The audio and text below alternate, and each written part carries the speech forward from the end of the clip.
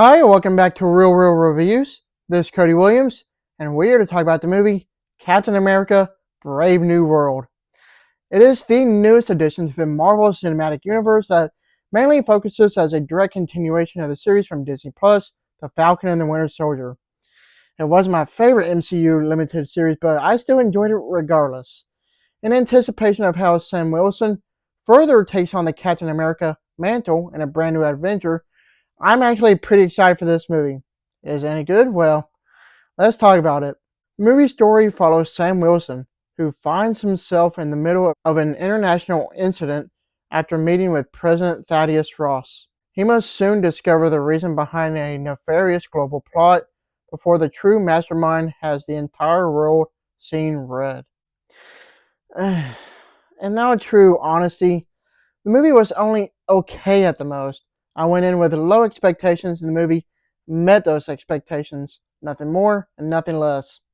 Obviously, the movie has a lot of issues, but of course, I will talk about those later.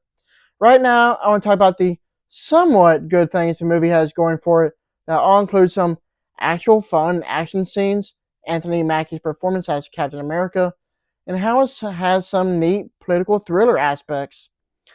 Being a MCU film, the action scenes were mostly enjoyable to watch, but it does feel like it holds itself back. There were no actual high stakes and no sense of danger, making the action scenes not as great as they should be. I know I'm throwing out conflicting information here, but simply said, some action scenes were either fun and there are some that just felt downright boring. I will say that I enjoy the political thriller part of the movie, but I'm not afraid to admit that Captain America, the Winter Soldier, did it better. At least this aspect of the film was done pretty decent, in my opinion at least, so I did appreciate how grounded this film is, because to be quite frank, I'm just tired of the whole multiverse stuff. When it comes to Captain America himself, well, Anthony Mackie is great and all in the role, but let's face it, he's no Steve Rogers. He has big shoes to fill, and Anthony Mackie does a pretty good job in the movie. Another standout performance was Harrison Ford as President Ross. Given with what he had to work with, I thought he did a very tremendous job. However, as far as the co-stars go, they were just forgettable, really. It's not the actors' fault by any means. It's just that the movie itself doesn't quite help out in their favor. It is true that this is secretly a direct sequel to 2008's The Incredible Hulk. I won't go into specifics because of spoilers, but there are story elements and characters from that film that return for this movie. It's weird because this movie doesn't even feel like a Captain America film, really. Thanks to the marketing, it's no secret that Red Hulk makes an appearance in this film, which I actually enjoyed. I just wish he had more screen time because Red Hulk only shows up for maybe like 7 minutes or so during the film's climax. You can tell that this movie went through development hell because the many reshoots are very noticeable. The whole movie is a bunch of hodgepodge ideas that were thrown together and it was called a day. It's like there was no actual sense of direction they wanted to go with this movie, and obviously it shows. As far as the writing goes, let's just say that it's embarrassingly bad. There's so much going on with the amount of subplots making the film so convoluted. The dialogue is just flat out terrible, and character decisions are pure asinine. If that doesn't tell you just how badly written this movie is, then I don't know what else to tell you.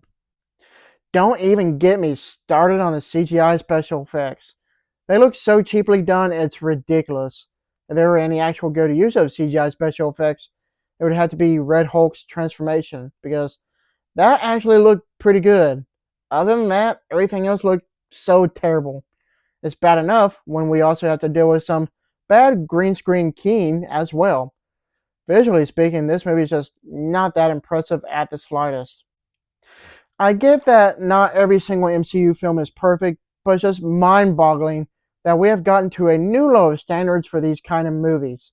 I mean, we really haven't had an actual good MCU film since Spider-Man No Way Home, with the exception of last year's Deadpool and Wolverine.